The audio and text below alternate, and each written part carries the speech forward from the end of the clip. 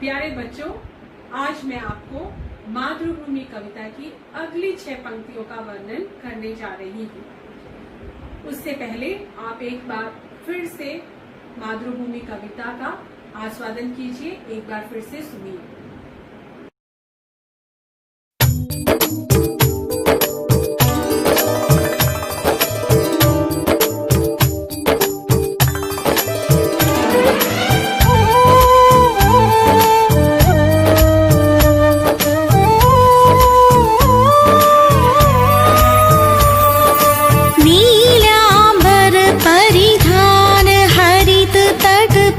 सुंदर है सूर्य चंद्र युग मुकुट मेखला रत्नाकर है। नदियां प्रेम प्रवाह भूल तारे मंडन है। वृंदी जन खग वृंद शेष भण सिंहासन है। करते अभिषेक अयोध है। बलिहारी इस वेश की है मातृभूमि। तू सत्य ही सगुण मूर्ति सर्वेश की। जिसके रज में लोट लोट कर बड़े हुए हैं। घुटनों के बल सरक सरक कर खड़े हुए हैं। परमहंस सम बाल्यकाल में सब सुख पाए। जिसके कारण धूल भरे हीरे कहलाए। हम खेले कूदे हर्षयुत जिसकी प्यारी गोद में है मातृभूमि। तुझको निरमग्न क्यों न हो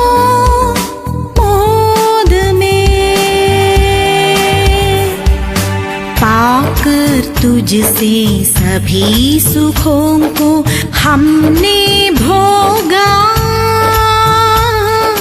तेरा प्रत्युपकार कभी क्या हमसे होगा। तेरी ही ये देह तुझी से बनी। तो बच्चों, आप लोगों ने कविता सुनी, तो हम चलते हैं अपनी कविता की ओर। जिसके रज में लोट लोट कर बड़े हुए हैं। घुटनों के बल सरक सरक कर खड़े हुए हैं। तो इन 2 पंक्तियों में कवि मैथिली शरण गुप्त जी कहना चाहते हैं कि हर बच्चा इस जन्म लेता है तो पहले वो घुटनों के बल चलना सीखता है। तो जिसके रज में लोट लोट कर, पहले हम उसमें लोटते हैं, फिर घुटनों के बल खड़ा होना सीखते हैं। तो यही इन दोनों पंक्तियों में कहा गया है कि जिसके रज में लोट लोट कर, जिसके रज माने धूल में लोट लोट कर हम खड़े होना सीखते हैं, बड़े होना सीखते हैं। उसके बाद कवि ने यहाँ पर कहा है कोई भी व्यक्ति इस मातृभूमि को छुए बिना, इसकी धूल को छुए बिना वो बड़ा नहीं हो सकता है। तो बच्चों, हम किसके रज में लोट लोट कर बड़े हुए हैं?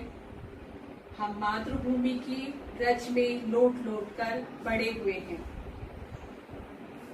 हम भारतवासी कैसे बड़े हुए हैं? अपनी मातृभूमि की धूल में लोट लोट कर हम बड़े हुए हैं।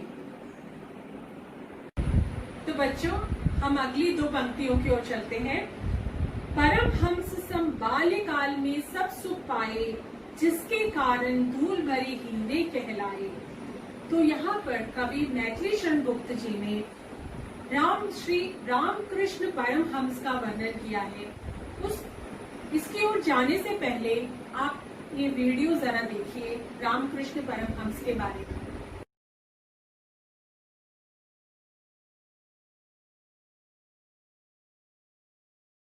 रामकृष्ण परमहंस भारत के एक महान संत एवं विचारक थे। इन्होंने सभी धर्मों की एकता पर जोर दिया।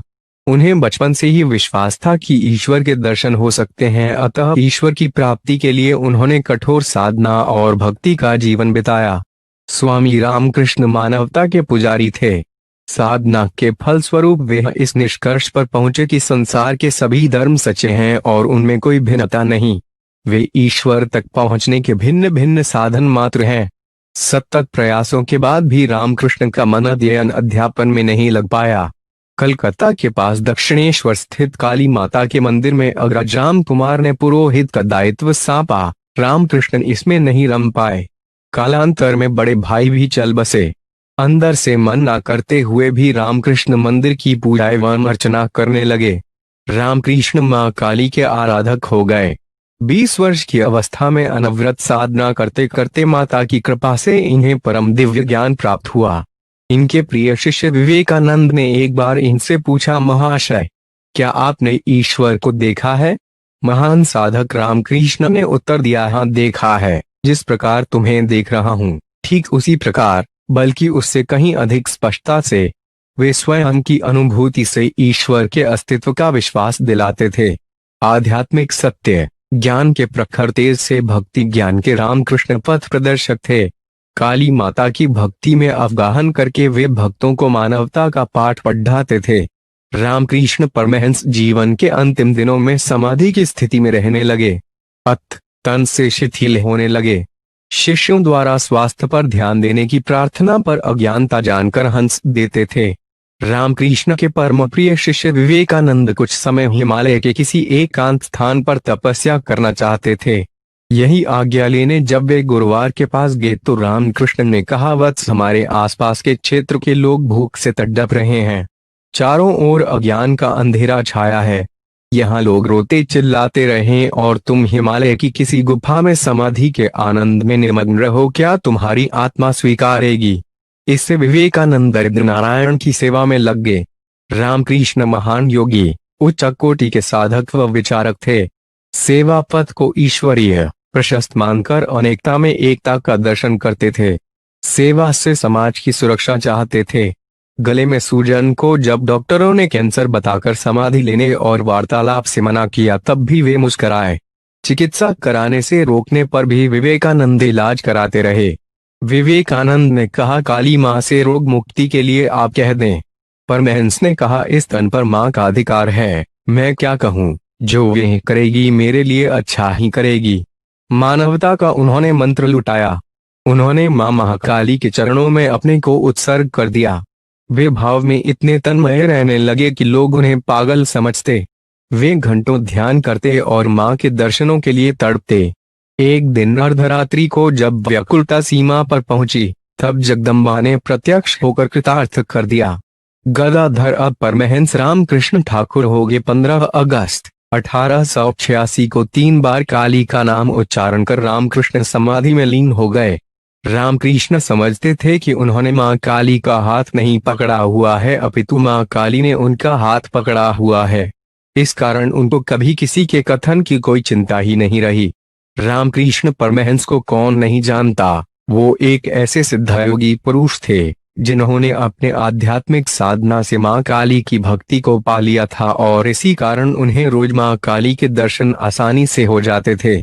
पश्चिम बंगाल के एक छोटे से गांव कामारपुकुर में जन्मे रामकृष्ण परमहंस मां काली के सच्चे भक्त थे। उन्होंने कोई शिक्षा ग्रहण नहीं की थी, ना ही वे कभी स्कूल गए थे, ना तो उन्हें संस्कृत आती थी और ना ही अंग्रेजी जैसी भाषाओं का ज्ञान था, ना ही वो किसी सभा में भाषण देते थे, लेकिन वो सिर्फ मां काली को जानते थे। सिर्फ इसी वजह से उनका साक्षात्कार मां काली से हर रोज हो जाता था। बताया जाता है कि आध्यात्मिक साधना में पूरी तरह से लीन हो जाने के कारण रामकृष्ण का मानसिक संतुलन एक समय इतना बिगड़ गया था कि वे मां काली के दूर हो जाने पर रोना शुरू कर देते थे और काफी देर तक एक छोटे से बच्चे के समान रोते ही रहते थे।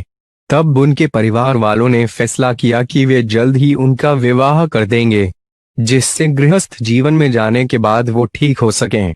उनका विवाह भी करा दिया गया, लेकिन रामकृष्ण की भक्ति साधना में कोई परिवर्तन नहीं आया। एक बार उनकी पत्नी शारदा के सवाल के पूछा कि वो उन्हें किस रूप में देखते हैं, तो रामकृष्ण परमहंस ने जवाब दिया कि उसी माँ काली के रूप में जो दक्षिणेश्वर मंदिर में विराजमान है। वे सिर्फ अपनी पत्नी को ही नहीं बल्कि समस्त महिलाओं व बच्चियों को माँ काली के रूप में ही देखते थे। आज भी वो मंदिर के साथ वो मूर्ति उसी जगह पर स्थित है जहाँ पर रामकृष्ण ने इनका पूजन किया था। इस जगह का नाम है काली गोदाम। बच्चों, आप लोगों ने सुना रामकृष्ण परमहंस जी के बारे में। तो वही कवि यहाँ पे कहना चाहते हैं, जो मानवता की सेवा में वो लगे रहे, वही हर मनुष्य को उनकी तरह मानवता की सेवा में लगे रहना चाहिए। परमहंस सम बाल्यकाल में जो सुख पाए, परमहंस के समान परमहंस को जिस सुख की प्राप्ति हुई, वही सुख का अनुभव हम अपने बाल्यकाल में करते हैं, जिसके कारण धूल भरे हीरे कहलाए। और जो सुख हमें बाल्यकाल में प्राप्त होता है, जिस मार्ग को हम चुनते हैं बाल्यकाल में और उसके कारण हम आगे बढ़ते हैं, उसी प्रकार हम भी एक दिन पूरे संसार में चमकने वाले हीरे बन सकते हैं। जिस प्रकार इस भारत भूमि में जन्मे रामकृष्ण परमहंस जी बाद में पूरे विश्व में जानने वाले एक हीरे की तरह चमके। उन्होंने अपने विचारों के प्रकाश से पूरे विश्व को प्रकाशित किया।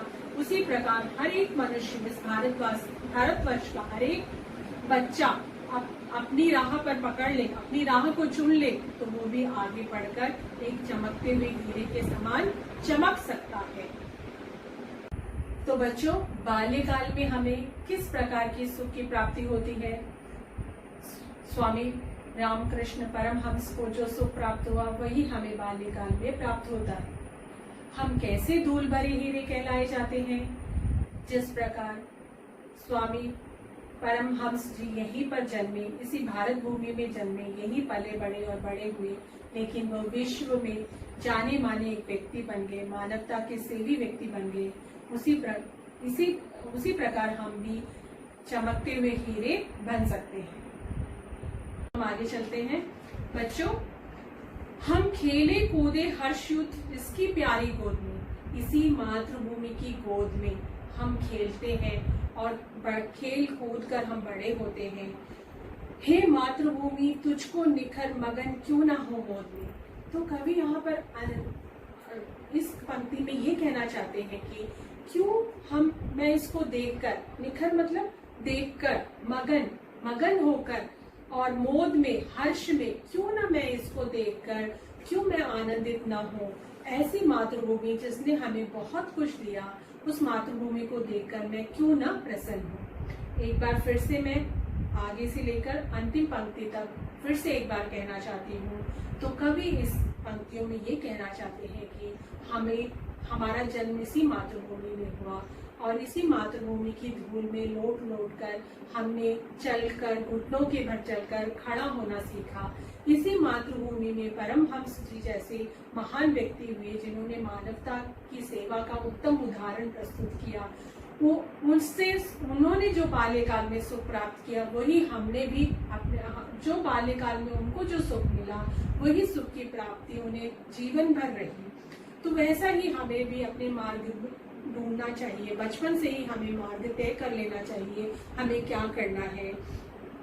जिसके कारण उनका मार्ग तय था, उन्होंने अपना मार्ग उनका तय होने के कारण उन्होंने बड़े होकर वो विश्व में जाने माने एक व्यक्ति बने, जिसके कारण वो इसी मातृभूमि में जन्मे और बाद में वो हीरे कहलाए।